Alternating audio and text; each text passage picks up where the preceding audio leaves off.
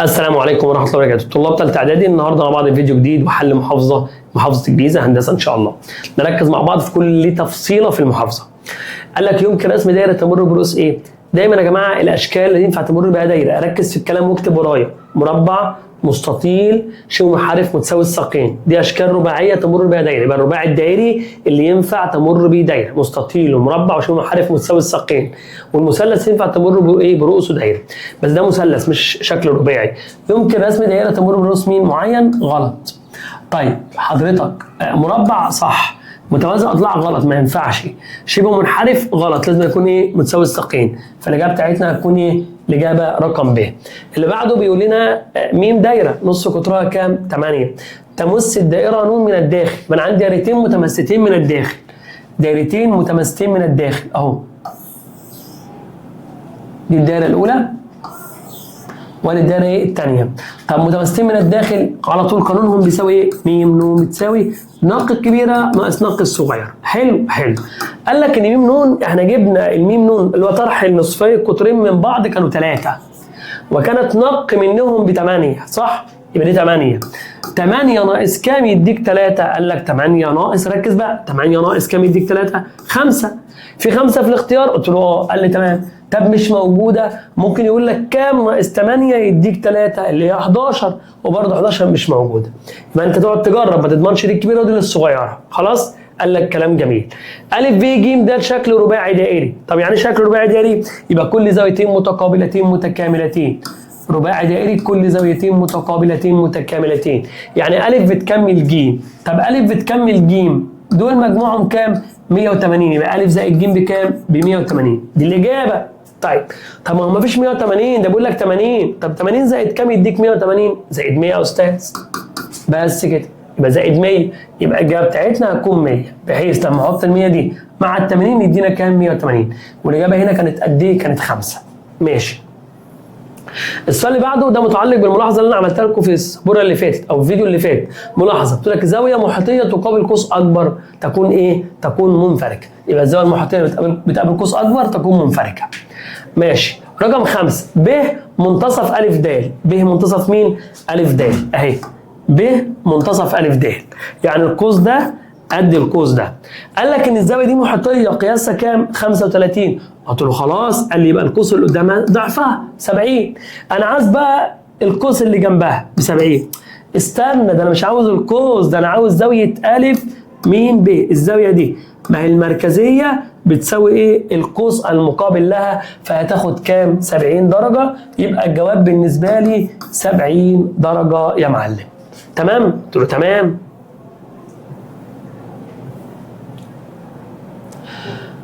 السؤال اللي بعده، احنا قلنا هنا كام؟ 70 درجه خلاص. السؤال اللي بعده بيقول لي ايه بقى؟ في السؤال اللي بعده بيقول لي لام مماس للدايره. بص بقى، لما تلاقي مماس للدايره تعرف ان م ا بتساوي نق. م ا بتساوي نق. قال لي ماشي. قال لك يا باشا لام مماس للدايره وكانت م ا بكام؟ هنا قال لك ان م ا بتساوي كام؟ 2 س زائد 3. وطول قطر الدايره بكام؟ ب 14. يبقى على طول خد بالك، انا ما اتعاملتش عمري في حياتي ما اتعاملت مع قطر. يبقى نق ب7. طب يعني ايه مماس؟ مماس يعني ايه؟ يعني م ا بتساوي نق. قلت له تمام. م ا بكام؟ قلت له 2 س زائد 3، هو مديها لي بتساوي نق اللي هي 7، فهودي الثلاثه بعكس الاشاره. تبقى 2 س بتساوي 7 ناقص 3 4. اروح اقسم على الاثنين تبقى س ب2. يبقى قيمه س ب2 يا صديقي. فين قيمه س ب2؟ اهي قيمه س ب2 اهي. تمام يا معلم. السؤال اللي بعده، الزاويه التي 50 تكمل كام؟ يعني ايه زاويتان متكاملتان مجموعهم 180؟ لما يكونوا معايا 50 يبقى الثانيه بتكملها تديني 130. قياس القوس الذي يمثل ثلث قياس الدايره. هي الدايره كلها كام؟ قلت له 360. هروح اقسم 360 على 3 يعني 120.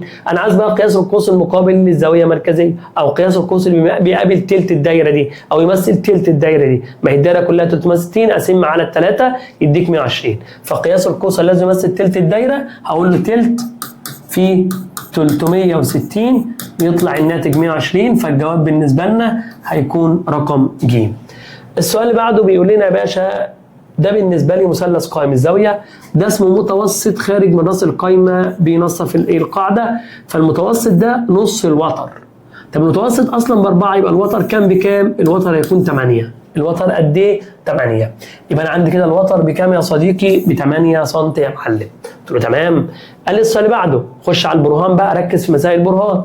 في الشكل المقابل اثبت لي ان ب ج بينصف، واثبت لي واوجد قياس زاويه ج م د. عاوز الزاويه دي بقد ايه؟ ده. واثبت لي ان ده بينصف. مين بينصف؟ اللي هو ج ب ده. قال لي تمام. ألف ب وألف ج ايه؟ قلت له قطعتان ممستان. قال لي إذا ألف ب بتساوي ألف ج، وده ثابت في أي مسألة. إذا مثلث ألف ب ج متساوي الساقين. إذا قياس زاوية ألف ب ج بتساوي قياس زاوية ألف ج ب، يبقى الزاوية دي قد الزاوية دي. دي اسمها زاوية ممسية ودي اسمها زاوية ممسيتين. أنا هقول له 180 ناقص كام؟ ناقص ال 40، يبقى 140 على الاثنين 70 70. هنا 70 هنا 70. تمام؟ قلت له تمام. قال لي في حرف زد. قلت له فين؟ قال لي أهو.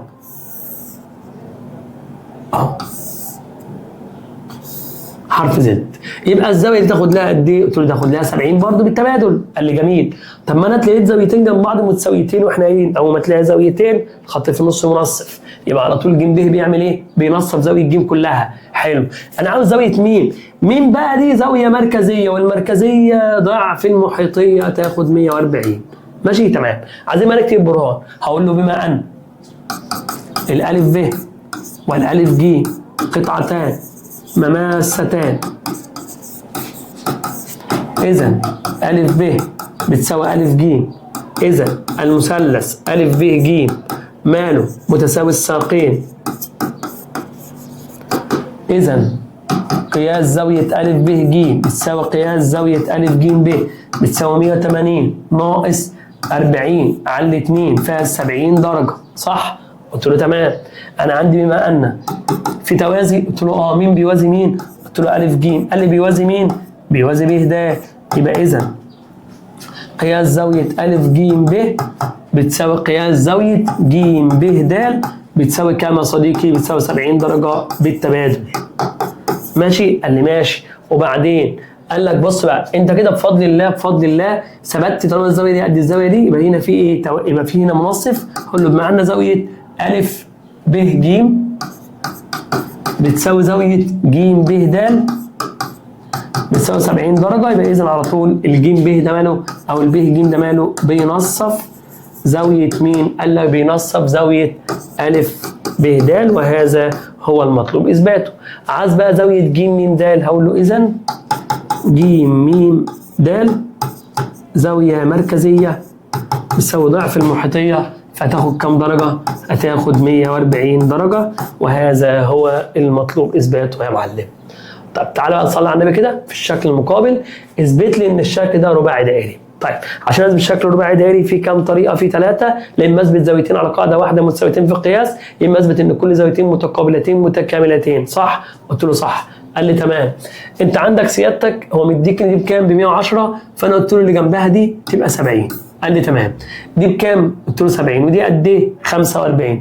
فانا هجمع واطرح من 180 تطلع الزاويه دي 65. هتلاحظ ان الزاويه دي 65 ودي 65، وهما زاويتان مرسومتان على قاعده واحده، يبقى الشكل ماله؟ رباعي دائري. صح؟ صح. يبقى انا اقول له اول خطوه بما ان اول حاجه زاويه الف ه د بتساوي كام؟ 110. هقول له اذا زاويه د ه ج بتساوي 180 ناقص ال 110 هتساوي قد ايه؟ هتساوي 70. قال لي تمام. وبعدين اقول له بما ان المثلث د ه ج فيه يا معلم، قال لك فيه زاويه ه ب 70 وزاويه ج ب 45. هروح قايل له اذا قياس زاويه ه د ج تساوي 180 ناقص 70 زائد 45 بتساوي 65. بما ان زاويه ب ا ج زاويه بتساوي كام؟ 65. قاعدتها ب ج، دي قاعدتها ب ج، وزاويه ب د ج بتساوي 65 برضو قاعدتها ب ج، وهما مرسومتان على قاعده واحده، وفي جهه واحده من هذه القاعده على قاعدة واحدة، وفي جهة واحدة من هذه القاعدة. هقول له إذن الشكل اسمه إيه؟ الشكل ألف ب ج د رباعي دائري، وهذا هو المطلوب إثباته في سؤال رقم 11. ماشي. تعال بقى معايا في السؤال اللي بعده، سؤال رقم 12. بيقول لي في الشكل المقابل اثبت ان أ د مماس للدائرة المرة بالنقط أ س وص. خد بالك في السؤال عشان السؤال ده مهم جدا.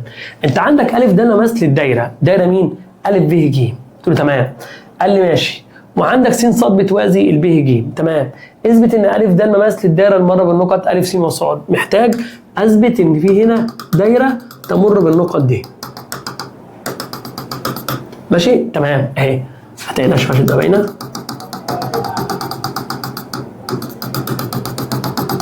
خلاص كده الدايره دي محتاج اثبت ان ده مماس للدايره دي، فلازم اثبت ان الزاويه دي يا اولاد ده بتساوي الزاويه دي. ماشي؟ اللي هي ايه؟ أ بتساوي ص. طيب اولا تعال بس على الدايره الكبيره. هو مش ده حضرتك مماس؟ قلت له اه.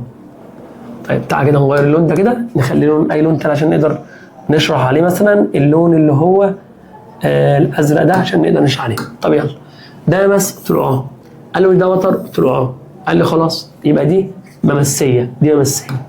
هتساوي المحيطيه المشتركه معها في نفس القوس اللي هي دي كده محيطيه مشتركه معها في نفس القوس، فدي بتساوي دي، مماسيه بتساوي محيطيه. هو مش ده بيوازي ده وده حرف زد؟ قلت له اه. قال لي يبقى الزاويه دي بتساوي الزاويه دي بالتناظر. يبقى انت عندك أ بتساوي ج، مماسيه بتساوي محيطيه، وج بتساوي ص بيساوي بعض بالتناظر. كده اصبحت دي بتساوي دي، صح؟ دي في وضع مماسيه ودي في وضع محيطيه، يبقى اذا أ د مماس للدايره المر بالرؤوس المثلث أ س ص. تمام؟ قال لي تمام يا عم. قال لي الله ينور عليك. قلت له جميل. قال لي تعالى بقى نكتب بقى البرهان. اقول له بما ان الالف د مماس والالف ب وتر، اذا زاويه د أ ب مماسيه بتساوي قياس زاويه ج المحيطيه. قلت له تمام؟ قال لي تمام. بما ان الس ص بتوازي الب ج، اذا قياس زاويه أ ص س بتساوي قياس زاويه ج بالتناظر. ماشي.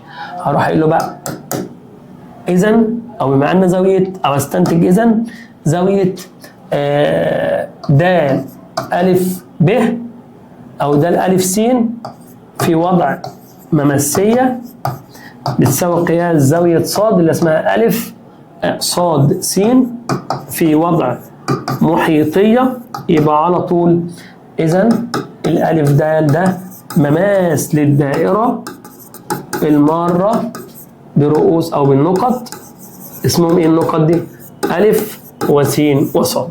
ماشي. سؤال رقم 13 بيقول لي هات لي زاويه أ بكام؟ الزاويه دي بقد ايه؟ طيب تعال معايا حضرتك، ده نص قطر وده نص قطر. قلت له اه. قال لي دي 20. يبقى دي كام؟ 20 لان المثلث ماله متساوي الساقين. فدي 20 يبقوا كام؟ 40 من 180 يبقى 140. فانا عاوز زاويه أ دي تاخد لها كام؟ 70، لان المحيطيه بتاخد نص المركزيه المشتركه معها في نفس القوس. قال لي كلام جميل. تعال نكتب بقى الكلام دوت. انا اقول له بما ان المثلث ب م ج فيه ب م بتساوي م ج وزاويه م ب ج بتساوي 20 درجه، اذا قياس زاويه م ج ب بتساوي 20 درجه عشان مثلث مساوي الساقين. اذا قياس زاويه م بتساوي 140 زاويه مركزيه. يبقى اروح قايل له اذا قياس زاويه أ بتساوي كام يا معلم؟ قال لك 70. ليه؟ قال لك المحيطيه بتساوي نص المركزيه. تمام؟ قال لك تمام. السؤال اللي بعده رقم 14. في الشكل المقابل اثبت لي ان القوس أ د بيساوي القوس د ج. اثبت لي ان القوس ده قد القوس ده. معناها من الاخر كده اثبت الوتر بيساوي الوتر. معناها اثبت ان المثلث متساوي الساقين. طيب انا عندي هنا دي ب 110، فدي زاويه ايه؟ دي زاويه خارجه بتساوي الزاويه الداخله المقابله للمجاوره لها، فتبقى زاويه د بكام؟ ب 110. فانا اقول له بما ان قياس زاويه أ ب ه تساوي 110 خارجه، إذا قياس زاوية د بتساوي 110 داخلة.